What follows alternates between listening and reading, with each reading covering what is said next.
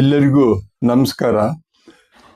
1965ನೇ ಇಸ್ವಿ, 66ನೇ ಇಸ್ವಿ, 67ನೇ ಇಸ್ವಿ ಈ ಒಂದು ಸಮಯದಲ್ಲಿ ನಾನು ವಿಜ್ಞಾನದ ಉಪಾಧ್ಯಾಯನಾಗಿದ್ದೆ.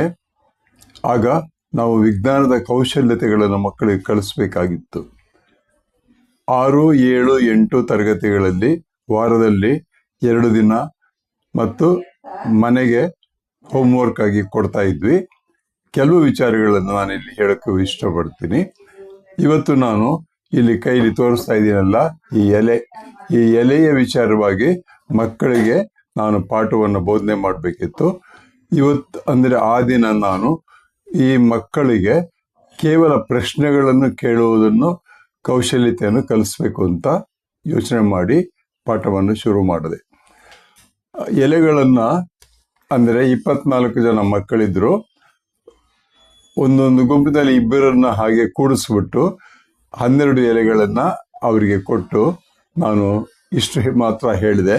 ಏನಂದರೆ, ನೀವು ಎಲೆಗಳನ್ನು ವೀಕ್ಷಣೆ ಮಾಡಿ ನಿಮಗೆ ಏನು ಕಂಡು ಬರುತ್ತೋ ಅದರ ಮೇಲೆ ನೀವು ಸಣ್ಣ ಪ್ರಶ್ನೆಗಳನ್ನು ಕೇಳಬೇಕು.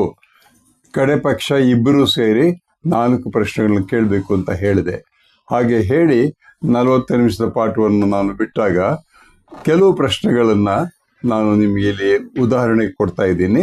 ಏನು ಅಂತ ಹೇಳಿದರೆ, ಮೊದಲನೇದು, ಎಲೆಯ ಬಣ್ಣ ಮೇಲೆ ಮತ್ತು ಕೆಳಭಾಗದಲ್ಲಿ. ಆಕಾಶ ನೋಡೋ ಕಡೆ ಒಂದು ಬಣ್ಣ ಇದೆ, ತುಂಬ ಗ್ರೀನ್ ಆಗಿದೆ, ತುಂಬ ಹಸಿರಾಗಿದೆ. ಭೂಮಿ ನೋಡೋ ಕಡೆ ನೋಡಿದಾಗ ಸ್ವಲ್ಪ ಪೇಲಾಗಿದೆ. ಸರ್, ಯಾತಕ್ಕೆ? ಹೀಗೆ ಅವರು ಪ್ರಶ್ನೆಗಳನ್ನು ಶುರು ಮಾಡಿದರು. ಮತ್ತು ಎಲೆಯ ಮಧ್ಯದಲ್ಲಿ ಒಂದು ದೊಡ್ಡದಾಗಿರ್ತಕ್ಕಂಥ ಟ್ಯೂಬ್ ಥರ ಹೋಗ್ತಾ ಇದೆ. ಅದರ ಪಕ್ಕದಲ್ಲಿ 2 ಪಕ್ಕದಲ್ಲೂ ಸಹಿತ ಬೇರೆ ಬೇರೆ ಏನೋ ಕವಲುಗಳಾಗಿ ಹೋಗ್ತಾ ಇದೆ.